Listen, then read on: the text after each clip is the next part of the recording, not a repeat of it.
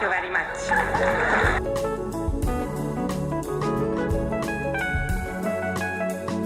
Hey, it's Kaufman is Alive. I look at comic books new and old. Today I'm looking at two new comic books, Absolute Martian Manhunter issue number 4 and 5, the two newest issues of this series. I've been really enjoying this series. It's one of my favorite in modern comic books going right now. Both $4.99. They're both written by Dennis Camp, who's actually also writing over in the Marvel Ultimates line. So that's pretty cool that he's doing both Absolute DC and Ultimate Marvel. And we got Hassan Otsman Elhow doing the letters here, and Javier Rodriguez doing the artwork, which is just the real standout stuff here in this book. It's really nothing, there's nothing else like it right now out by either Marvel or DC. It's just got a totally different feel to it than anything else. Both of these books go pretty well together, which is why I wanted to review them together, because the first issue deals with the light and the second issue deals with the darkness. So I think they're pretty cool concepts in both of these issues. I like both of these opening splash pages here. I really like this first one with this body with the white sun. He's grabbing the sun here. It's actually supposed to like signify that the white Martian is causing all of this heat here. And by the end of the issue, we see that he also causes the darkness at the end. Which is almost like a pop art kind of style to a lot of this stuff. But there's just really some cool concepts in some of the panel layouts and artworks and designs, and some of the ideas in some of the artwork here. We've got John Jones, and he's being confronted by his wife, Bridget, here. She says, "We have to talk." It says it's written all over her face, and it's actually all written all over her face thanks to the Martian that's inhabited John Jones here. Since he had head trauma in the very first issue, and this Martian has come to him, and it's driving him completely crazy, and it's driving him away from his wife here. Like, I like this panel where the Martian is like the friend in the passenger seat, and he's like, I gotta be back later. I gotta go figure out what happened. And she's like, "You didn't even get a call. Quit trying to dodge me. Quit trying to avoid me," is what she's saying. So we get the rest of the issues pretty much just the writer. He's getting to expand on problems in society through John Jones here, and how things can escalate so quickly over silly things like spilled coffee. We see that all throughout this issue here. There's a part here where it says metaphors equal reality. He's trying to tell people need to cool things down because everyone's so literally hot because the sun's just beating down. And so it says like metaphor equals literal, and we've got like people coming out of the same building around different corners fighting each other. We see that Bridget and John are still together but separated here. He's trying to sneak out again. John and the alien are trying to bring memories back to people who are fighting against each other, trying to remind them of the better times before they were all fighting. He says, on day 13, there are 13 separate unprovoked police shootings at routine traffic stops, all in one day. The police are red-faced and unrepentant, a million justifications beating on the windows of their own interrogation rooms. So the Martian's causing all this, and all the smoke and the white dripping down here is all coming from the white Martian.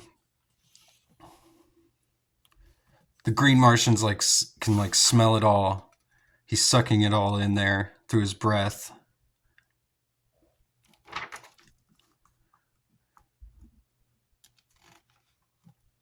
Finally, Bridget says, "Enough, John.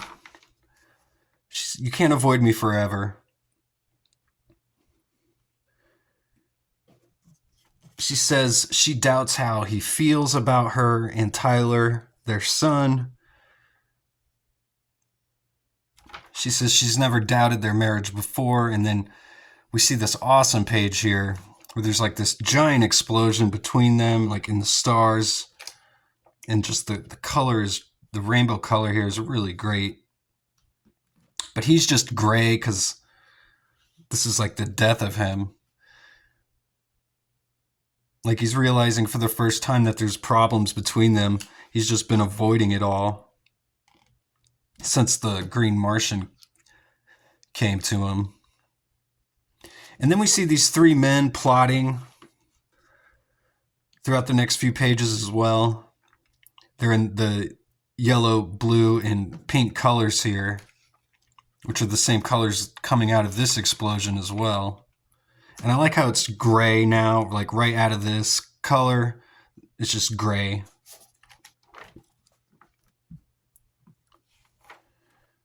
And she's just furious at him, trying to figure out why he moved them with no explanation, why he's quit talking.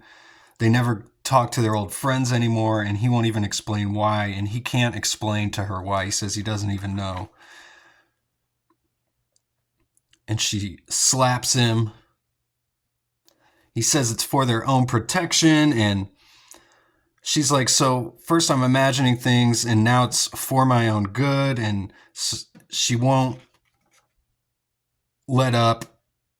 She says she can't take this anymore. There's all these secrets, all these lies, and she tells him that he needs to stay somewhere else for a while, as we see these three characters initiating their plan here to blow up the power grid. We see the different power stations here.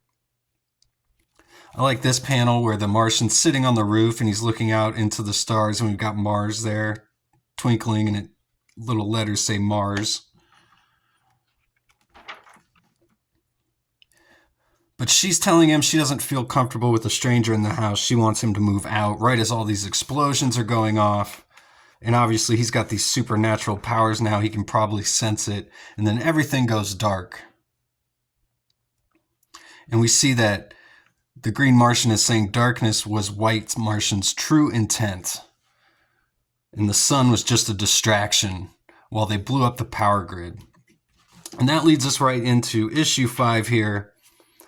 We see these Chacos candy bar right here on the first page, which comes into play later, along with this woman who's rolling glass, broken shards of glass here, with a bakery roller. And so everything's dark now in this issue, after the previous issue, everything being so hot and bright. And the shadows start to come alive. People are all losing their minds in the darkness here, and even the shadows are moving. People are arguing with themselves. There's lots of really cool concepts all throughout this issue as well. We see Bridget's now alone. She's got a shotgun. She's holding Tyler, and the Martian keeps checking in on them. So we see this woman. She's rolling the glass. She puts it into a burger and is feeding it to people. But John can sense it. He's trying to stop the people from eating. He's chasing the woman down the street.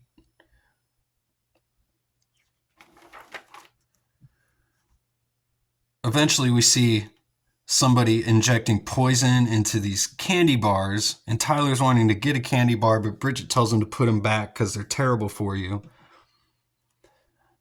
And John goes and chases the guy who was providing these poison-laced chocolate bars, and he punches him out, but there's some Choco bars that were left over on the ground, and Tyler sneaks one.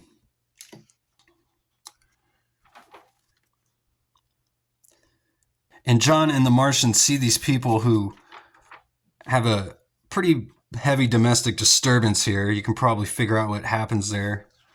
I don't need to tell you. There's some really heavy themes going on in here, obviously, with trauma and, this divorce and family separation and everything that's going on in this book. Not very much of a superhero comic book, but just dealing with lots of really heavy themes. But John sees an ambulance coming. He says, boy, they got here quick.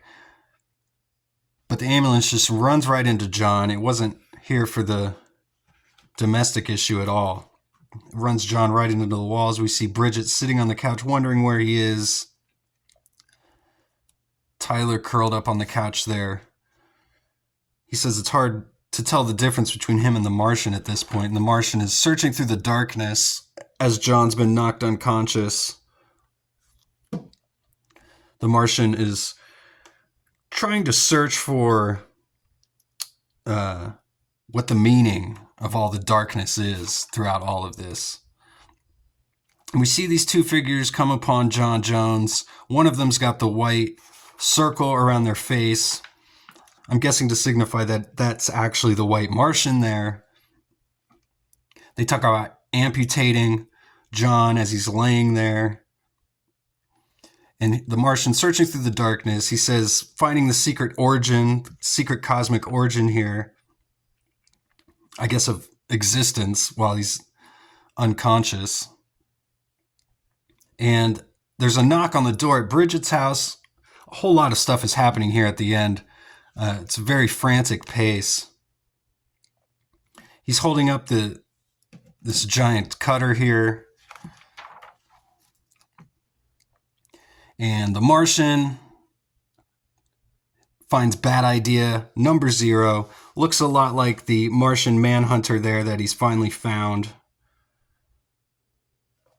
At the beginning end of everything is what he calls this. As John Jones whispers dark side is. If you turn the page upside down here, you can see him whispering dark side is as these two characters are leering over him there.